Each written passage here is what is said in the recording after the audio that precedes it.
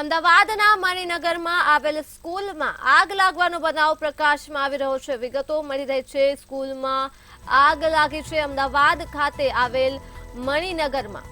તો મણિનગર સ્વામિનારાયણ સ્કૂલમાં આગ લાગવાનો બનાવ સામે આવી રહ્યો છે। આ સાથે જ ઇલેક્ટ્રિક ડીપીમાં આગ લાગી હતી, ત્યારે ફાયર સાધનો દ્વારા આગ ઉપર કાબુ મેળવી લેવામાં આવ્યો છે। અમદાવાદમાં મણિનગર ખાતે આવેલ સ્કૂલમાં આગ લાગવાનો બનાવ સામે આવ્યો છે, ત્યારે તાકેદારીના ભાગરૂપે બાળકોને બહાર કાઢવામાં આવ્યા હતા।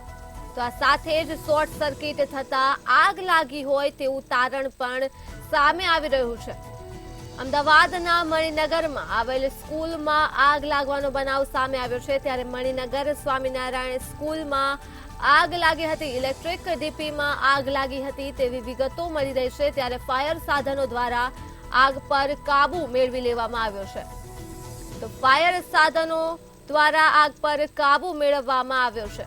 આ મુદ્દે જ આપણી સાથે સંવાદદાતા મેહુલ ફોન લાઈન પર જોડાઈ ચૂક્યા છે। જે અમદાવાદના મણિનગરમાં સ્કૂલમાં આગ લાગી છે, શું છે વધુ વિગતો?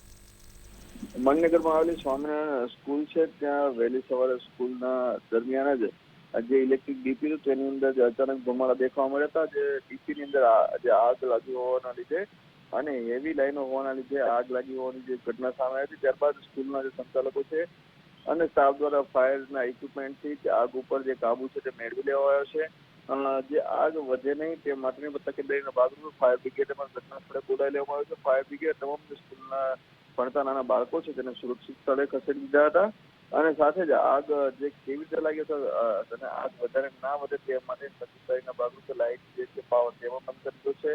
હાલ કોઈ જાનહાની થઈ નથી, પરંતુ તમામ બાળકો સુરક્ષિત હોવાથી સ્કૂલમાં તમામ બાળકોને ઘરે જવા માટે રજા આપી દેવામાં આવી છે। જી આભાર। તો અમદાવાદના મણિનગરમાં સ્કૂલમાં આગ લાગવાનો મામલો પ્રકાશમાં આવ્યો હતો। મણિનગર સ્વામિનારાયણ સ્કૂલમાં આગ લાગી હતી।